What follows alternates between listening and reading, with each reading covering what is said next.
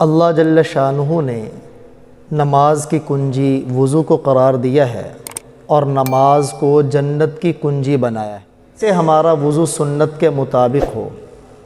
سب سے پہلے اگر ممکن ہو سکے تو وضو کرنے کے لیے ہم یوں بیٹھیں کہ ہمارا چہرہ قبلے کی طرف ہو۔ اگر یہ ممکن ہے سب سے پہلے بسم اللہ پڑھنی، چاہے آپ بسم اللہ پڑھ لیں، بسم اللہ الرحمن الرحیم پڑھ لیں، بسم اللہ والحمد للہ یہ پڑھ لیں، بسم اللہ العظیم والحمد للہ علی دین الاسلام یہ پڑھ لیں۔ کچھ بھی آپ پڑھ لیں، سنت ادا ہو جائے گی۔ اس کے بعد اپنے دونوں ہاتھوں کو گھٹوں تک دھوئیں اور کوشش کریں اپنے وضو کا ہر عضو دھوتے ہوئے بسم اللہ پڑھتے رہیں۔ بسم اللہ پڑھ لیں، چاہے ہر عضو کے دھوتے وقت آپ کلمہ شہادت پڑھ لیں۔ پھر اس کے بعد ہم نے دائیں ہاتھ میں پانی لے کے 3 مرتبہ کلی کرنی، منہ میں پانی ڈالنا ہے۔ اگر روزہ نہیں تو غرارہ بھی کر لیں، اور اگر آپ کے پاس مسواک موجود ہے تو پھر مسواک کر لیں۔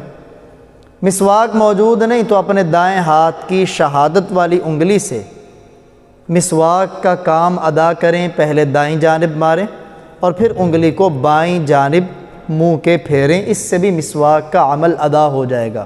یہ تب ہے جب کہ عذر ہو کہ مسواک نہیں۔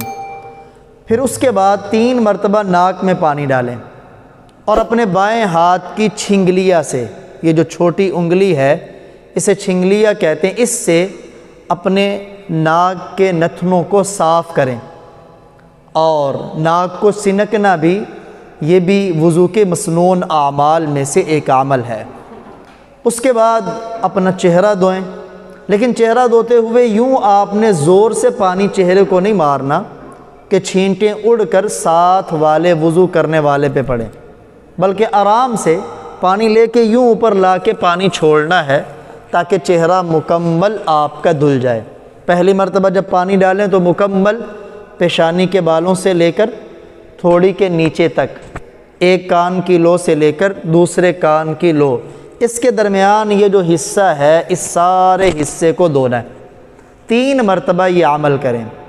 اس کے بعد اپنے دائیں ہاتھ کو کوہنیوں سمیت دھونا ہے۔ پانی ڈالنے کا طریقہ یہ نہیں کہ ہم کوہنی کو ٹوٹی یا نل کے نیچے کریں، بلکہ اپنی انگلیوں سے، ہاتھ سے آغاز کریں پانی کو ڈالنے کا۔ یوں پانی ڈال کے کوہنیوں تک پانی لے کے جائیں۔ 3 مرتبہ اپنے پہلے دائیں ہاتھ کو کوہنیوں سمیت دھوئیں اور پھر 3 مرتبہ بائیں ہاتھ کو کوہنیوں سمیت دھوئیں، اور یہیں آپ اپنی انگلیوں کا خلال بھی کر لیں۔ انگلیوں کا خلال کرنا وضو میں سنت ہے۔ خلال کرنے میں یہ یوں تشبیک بنا لیں، یہ جو انگلیوں میں ڈالی جاتی ہیں نا، اسے کہتے ہیں عربی میں تشبیک۔ یوں کریں گے تو اس سے بھی خلال کی سنت ادا ہو جائے گی۔ یا پہلے بائیں ہاتھ سے دائیں ہاتھ کی انگلیوں کا خلال کر لیں اور دائیں ہاتھ سے بائیں ہاتھ کی انگلیوں کا خلال کر لیں۔ اس کے بعد اپنے ہاتھوں کو تھوڑا سا بھگو کر سر کا مسح کرنا ہے آپ نے۔ سر کا مسح، چوتھائی سر کا مسح کرنا فرض ہے۔ آپ اپنا یوں اپنی ہتھیلی اگر اپنے سر کے اوپر رکھ دیں تو اس سے بھی مسح والا فرض ادا ہو جاتا ہے، لیکن مسنون طریقہ ہے پورے کے پورے سر کا مسح کرنا۔ اس کا طریقہ یہی ہے، شہادت والی انگلی کو چھوڑ کر ان 3 انگلیوں کو آپس میں ملائیں، پیشانی کے بالوں سے آپ ہاتھ اپنی گدی تک لے کے جائیں، وہاں سے پھر ہاتھ کا یہ ہتھیلی والا حصہ اس کو یوں گھما کے پیشانی تک لے آئیں۔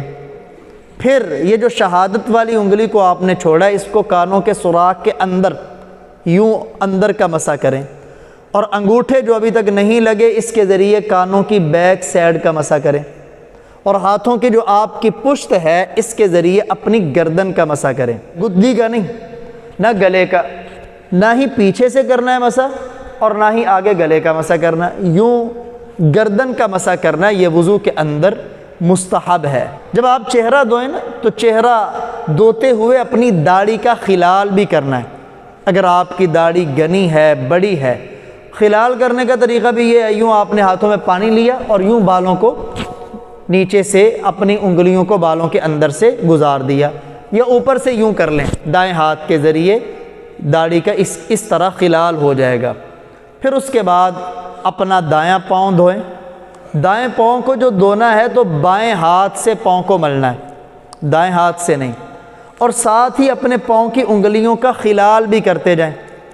پاؤں کی انگلیوں کا خلال کرنے کا طریقہ یہ ہے، بائیں ہاتھ کی چھوٹی انگلی سے ہم اپنی پاؤں کی انگلیوں کا خلال کریں گے، اور طریقہ یہ ہے کہ دائیں پاؤں کی چھوٹی انگلی سے آغاز کرنا ہے۔ چھوٹی انگلی سے یوں انگوٹھے کی طرف آئیں گے، اور پھر بائیں پاؤں کے انگوٹھے سے چھوٹی انگلی کی طرف اس چھوٹی انگلیوں کو انگلیوں کے درمیان میں مارتے ہوئے آئیں گے۔ اس طرح پاؤں کی انگلیوں کا خلال ہو جائے گا۔ وضو کے درمیان میں ایک تو میں نے یہ عرض کیا کہ ہر عضو کو دھوتے ہوئے بسم اللہ پڑھیں یا کلمہ شہادت پڑھیں۔ ایک اور دعا بھی ہے، وہ بھی چاہے پڑھتے رہیں، اللہم اغفر لی ذنبی، اے اللہ میرے گناہ کو معاف فرما، ووسع لی فی داری، اور میرے گھر کو کشادہ فرما، وبارک لی فی رزقی، اور میرے رزق میں برکت عطا فرما۔ یہ بھی دعا اگر ہم وضو کے درمیان میں مانگتے رہیں تو بڑی قیمتی ترین دعا ہے۔ دنیا کی ساری دولتیں اللہ جھولی میں ڈال دے گا، کشادہ گر ہے، برکت والا رزق ہے، اور گناہوں کی بخشش اس دعا کے اندر۔ جب ہم اپنا وضو مکمل کر لیں، مکمل کرنے کے بعد یوں آسمان کی طرف نگاہ اٹھائیں اور کلمہ شہادت پڑھیں۔ انگلی کا یوں اٹھانا ضروری نہیں ہے، بلکہ صرف نگاہ یوں آسمان کی طرف کریں اور کلمہ شہادت پڑھیں، اشہد ان لا الہ الا اللہ وحدہ لا شریک لہ واشہد ان محمدا عبدہ ورسولہ۔ جس نے کلمہ شہادت وضو کے بعد پڑھ لیا، اس کے لیے جنت کے 8 دروازے کھول دیے جاتے ہیں کہ جس دروازے سے چاہو اللہ کی جنت میں داخل ہو جاؤ۔ دیکھیں کہ وضو کے بعد چھوٹی سی دعا پر اتنا بڑا انعام ہے، تو آپ اندازہ کریں نماز پر اللہ کی طرف سے کتنے انعامات ہوں گے۔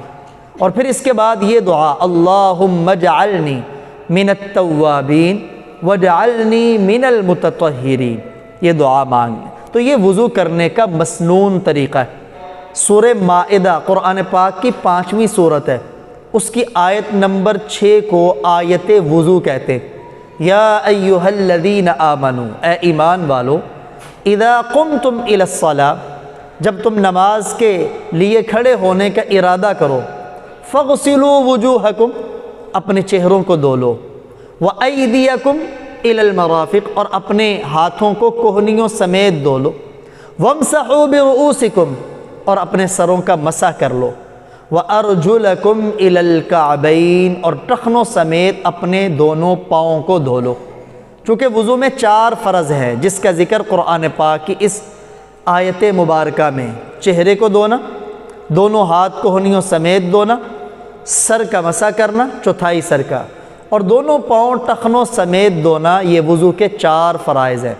وضو کے اندر واجب کوئی نہیں، مستحبات ہیں، مسنون اعمال ہے۔